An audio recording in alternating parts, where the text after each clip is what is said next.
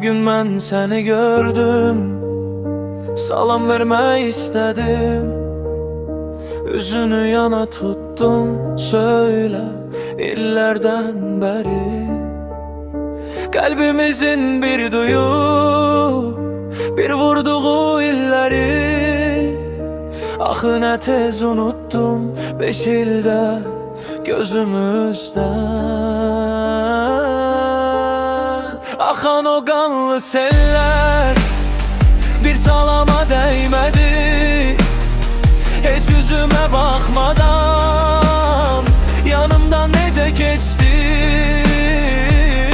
Sen eşkin salamını korkuya mı değiştin? Yoksa sen öz ehdine, ilgarına ağ oldun? O kadar yakın iken bu kadar uzak oldun. Şirin gülüşlerimiz, acı feganlarımız bir salama değmedi. Kaygılı anlarımız, kaygısız anlarımız bir salama değmedi.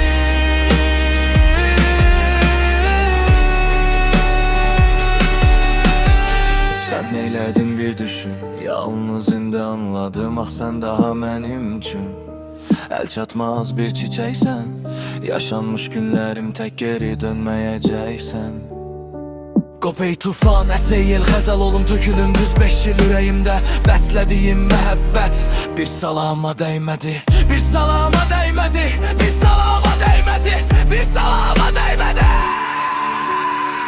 Axan o qanlı sellər bir salama dəymədi.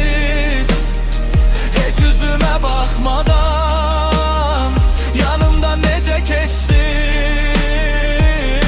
Sən eşkin salamını korkuya mı değiştin? Yoksa sen özel